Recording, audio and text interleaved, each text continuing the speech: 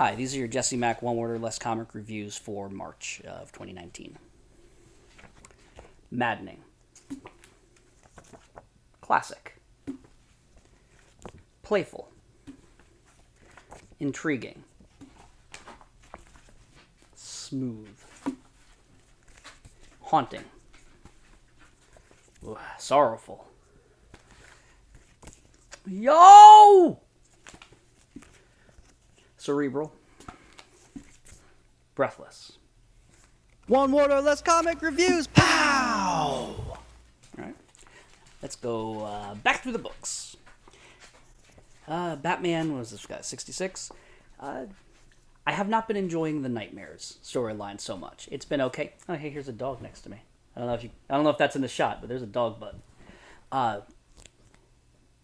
It hasn't been hitting for me so much, but this has been a good use of Tom King's great back and forth dialogue thing that he does, where somebody says something and the other guy talks back, and here you have the Question and Catwoman, or dream representations of them having a dialogue, or an interrogation even, trying to figure out what the heck is causing this nightmare, or how can he get out, or maybe just it's the only thing Batman can think about while he's stuck there.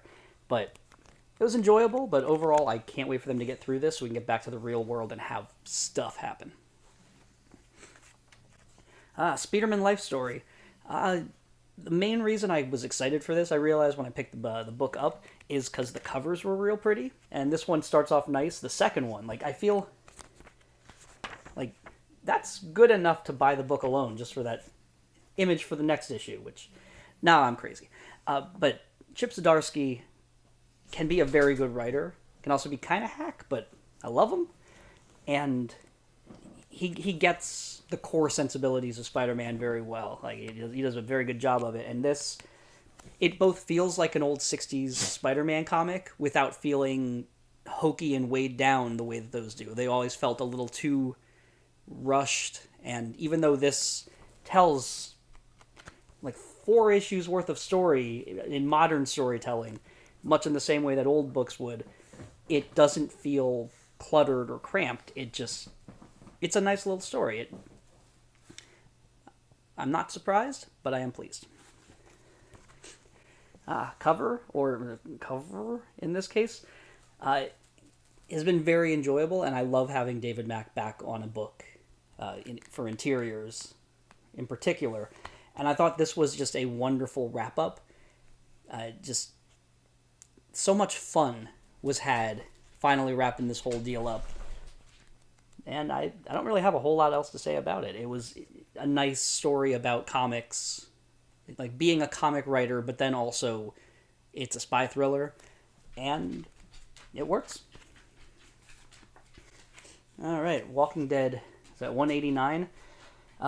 Friend of mine pointed out not too long ago that we are coming up on the end of an omnibus, so all those feelings that something bad might be happening soon are probably,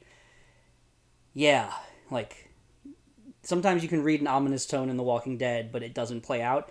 It's gonna play out. Bad things are about to happen, and this was a beautiful, when The Walking Dead is good, it is super good, and this book had a great deal of just nice dialogue, frenetic action, character play. Somehow Rick is still a perfect linchpin of all of these stories, even though the character should have gotten old or felt, it's, I don't know how you write a character that it seems like they can always be right, and it doesn't just feel like, oh, of course you made him right again. But no, it is believable that every character can see that Rick is right, and he's able to politic without it being politics, although maybe with this issue it's gonna be politics. Pearl. I'm surprised it came back so quickly, and I'm super happy about it, because while I was rereading through this, I realized something. This book is not Alias. It doesn't read like... It's not the same kind of book as Alias or Jessica Jones or any of the Alias-type books, but it makes me feel the same way reading it that Alias did, and that I can't give a higher praise to a comic. Alias was one of my favorite books that Bendis has ever written. And this has that same sort of like buttery smooth sink into the just wonderful. I know, Molly. Sink into the wonderfulness of the comic, and just let the book take you where it's going to. The fact that it's drawn by the same guy doesn't hurt, but it's that kind of story, and Bendis doesn't write enough stories that feel like that anymore. And Pearl has been a blessing. Criminal as well is speaking of creators. Actually, no, I wasn't speaking of creators that don't disappoint, because Bendis kind of all over the place in his quality level as far as I'm concerned. But Brubaker and Phillips don't really disappoint. But Criminal, for whatever reason, tends to be some of their strongest work, in, again, my humble opinion. And I loved the back end of this story of a comic creator who is reaching the end of his life or career and is taking stock of his life and is just bitter and sad. And the heart at the center of that and the reasoning, and it's heartbreaking, but it's wonderful to read. Yes, good old Die.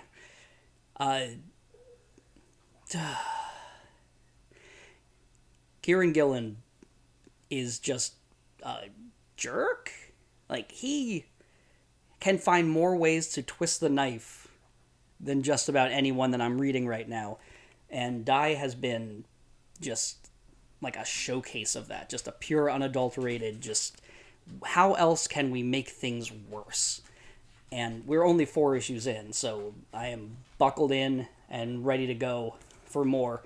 This particular comic is mostly just, the telling of small stories, and one of my favorite things you can do in comics is just tell a bunch of small stories. But, like, the robot dog, the dying mom, like, I'm hoping good things happen in this book too, because it's beautiful and the world building is excellent and everything is so, like, I got sucked in immediately, but I'm gonna be sad if it is just constant pain. So hopefully there's some joy to even that out, and then we can, peak with that and then valley super low again, as I'm sure we will. Oh, Assassination. I have been looking forward to this like crazy. I love Kyle Starks. I am a Kyle Starks homeboy, and Erica Henderson on Squirrel Girl was just a revelation. Like, she was amazing on that book, and her and Ryan North, I felt like that you can't have a better team than that. Oh no, Molly's doing the weird growl that she does when she wants to come up on the couch, but she can't because I'm up on the couch. Sorry. Assassination is amazing. Just, I didn't think I could find a better collaborator for Henderson than North. Starks might be it. I also didn't know that I could find anybody who could draw for Kyle Starks rather than him drawing his own stuff and have it feel as good. And not shockingly, because of Henderson's resume, but, like, she is real good in this. And it's obvious, having read the book, what happens in this book. Like, I should have seen it coming. I didn't see it coming. I was blown away, and I loved it. Pick this up. Get on board. I can promise you, based on what Kyle Starks has done in his past, that it is going to be a thrill ride, and you're going to love it. Speaking of Ryan North, and also Erica Henderson, because she did draw a guest spot in this issue. This is the 50 issues celebration of Squirrel Girl, and oh man, like, when Ryan North turns it on and finds a perfect story nugget, he, oh no, my audio went out again. Why? He is just beautiful. Might just use the non-microphone audio then. Oh no, she's coming up. Oh no, this is happening. Come on up. Okay, and she's probably gonna put all of her body weight on me. Oh, yep. Okay, what's going on? What are we doing? Let's put these up here. Oh, okay. So, Squirrel Girl is wonderful. Like, the running gag in the Marvel Universe forever was, Squirrel Girl can beat anyone. And that's hilarious because she talks to squirrels. that's not a superpower. How could she beat Doom? How could she beat Thanos? Ryan North makes you believe it. Miles.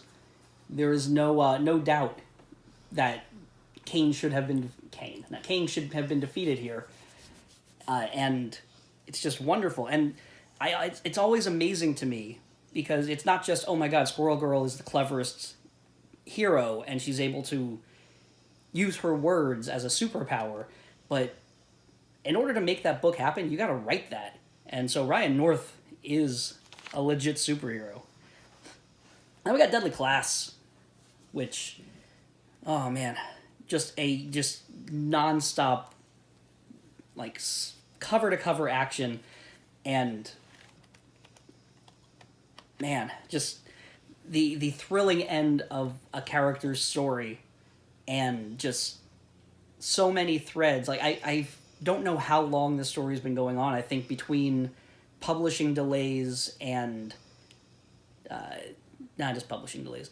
Like it feels like this story, this second arc of Deadly Class, where they introduce a whole new group of people, has been going on forever, but it's finally getting to the point where like things are kind of resetting into stone, and man, am I looking forward to it. And this was a beautiful, like, just knocked it out of the park for me.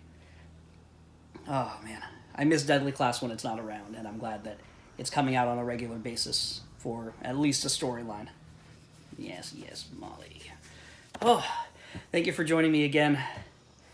Hopefully next month there are less dogs, although you probably don't mind the dogs. From what I gather on internet, people like other dogs. So, and I do too. I like the dogs. All right, I will see you later. Probably next month. Yeah, let's go with next month.